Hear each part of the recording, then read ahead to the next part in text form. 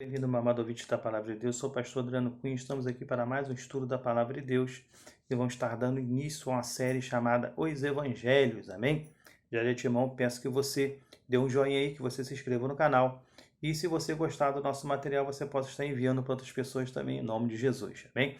Os 4 evangelhos são um relato mais específico sobre a vida de Cristo e o seu ministério na Terra. Embora os 4 escritores tenham enxergado Jesus por óticas diferentes, todos tinham o mesmo objetivo primário: manter acesa a chama que o bom mestre havia acendido.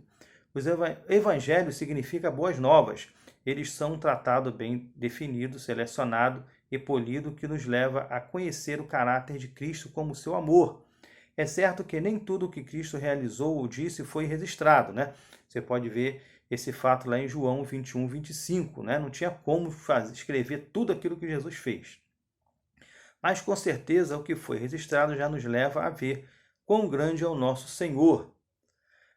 O Evangelho é composto por 4 livros que relatam a vida de Cristo na Terra. É claro que ele é eterno, Colossenses 1, do 15 ao 23, e que seu ministério não se resume nos fatos descritos na Bíblia, mas o Evangelho de Cristo tem para o homem um valor ímpar. Amém? O Evangelho de Cristo tem para o homem um valor ímpar. Claro que nem tudo aquilo que ele fez ou falou foi registrado, que não tinha lugar para tanta literatura como falou ali, né, João. Conhecendo um pouco do mundo dos evangelhos, vamos falar um pouco do mundo em que os evangelhos foram escritos e, consequentemente, o mundo em que Jesus viveu. Este mundo havia sofrido várias influências de várias culturas. Muitas dessas culturas deixaram marcas permanentes na nação israelita. Vamos falar sobre alguma dessas culturas agora. Amém? Influências remotas. O Império Assírio. Após a morte do rei Salomão, o reino de Israel foi dividido aproximadamente 975 anos antes de Cristo, formando o Reino do Norte, ou Israel, e o Reino do Sul, ou Judá. Ambos os reinos não viviam em conformidade com a lei do Senhor, e por este motivo lhes sobreveio o juízo divino. O Reino do Norte, por sua vez, se distanciou de Deus de uma maneira insustentável primeiro, e por isso Deus trouxe sobre eles o Império Assírio, e os venceu e os levou cativo ali por volta de 730 a.C. Você pode ver isso aí em 2 Reis 17, do 1 ao 23.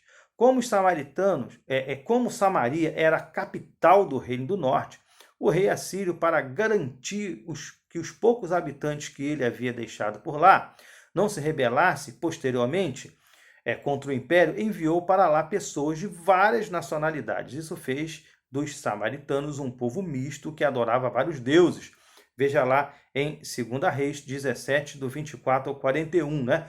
Por isso que havia essa rincha entre Israel e Samaria. Por quê? Porque os samaritanos eram um povo misto, adorava vários deuses, haviam sido colocados ali pelo o rei da Assíria. Amém? O Império Babilônico, aproximadamente 100 anos após o Império Assírio ter dominado o Reino do Norte, a Babilônia tomou a Síria e posteriormente derrotou e deportou o Reino do Sul, pois este também fez o que era mal aos olhos do Senhor, chegando a uma situação insustentável. Amém? Judá ficou cerca de 70 anos no cativeiro da Babilônia. Talvez a maior influência deste povo sobre eles tenha sido o idioma, pois os israelitas passaram a falar o aramaico e não mais o hebraico. Então o que acontece? O povo de Israel, nesse momento, ele passa a falar o aramaico, ele deixa de falar o hebraico. Então, até mesmo a compreensão ali das escrituras que estavam em hebraico ali, inicialmente, elas tiveram a dificuldade de se compreender plenamente ali, né? A Pérsia, o Império Babilônico permaneceu no poder por aproximadamente 100 anos. Logo, o Império Persa assumiu o poder. Durante este período, as coisas importantes, né, aconteceram, como, por exemplo, a permissão para o retorno de Israel para Jerusalém, e o fim da idolatria, né? Israel parou de ser idólatra, né? Durante esse período de cativeiro ali, Israel parou de ser idólatra. Amém? Israel, de fato, estava disposto a seguir a Deus.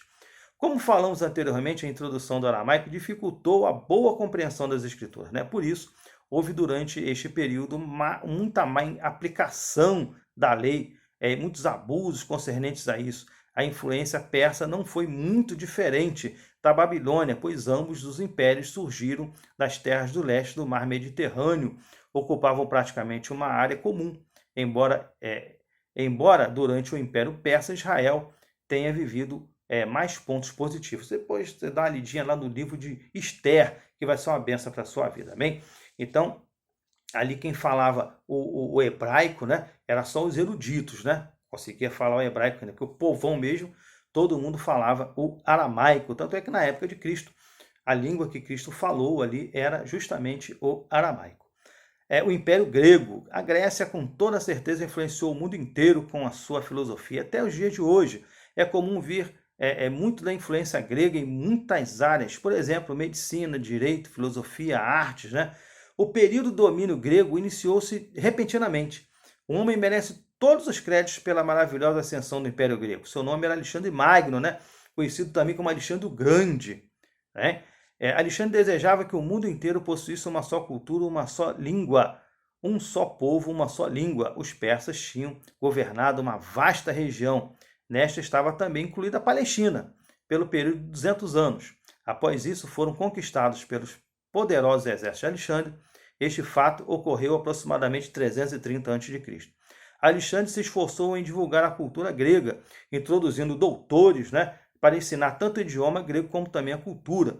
Nos tempos de Cristo, mesmo após a queda do Império Grego, a língua grega continua a ser a língua utilizada internacionalmente pelos doutores políticos e comerciantes. Também era o inglês de hoje, né? O grego antigamente era o inglês, tanto é que os evangelhos foram escritos em grego, para poder ter um alcance grande de pessoas também.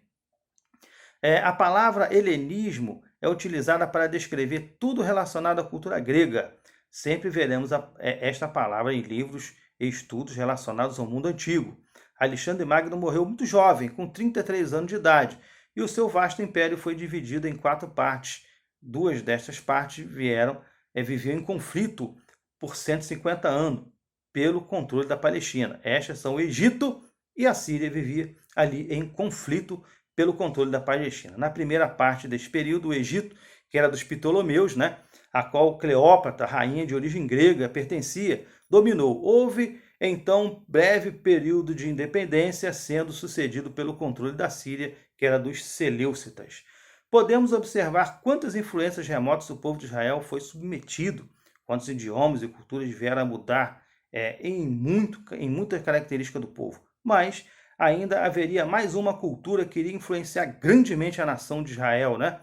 O maior império mundial, o Império Romano, né? Império Romano, a influência deste império não será tratada como influência remota, mas sim como influência presente, porque foi a época que Cristo estava na Terra, né?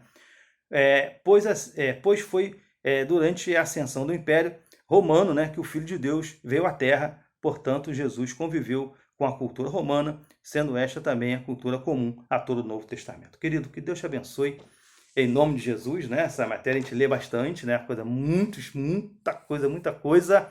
E na próxima nós vamos estar falando sobre o Império Romano, vai ser bênção para a sua vida, amém? Que Deus te abençoe em nome de Jesus. Dê um joinha aí, se inscreva no canal, envie para outras pessoas. Até o próximo estudo.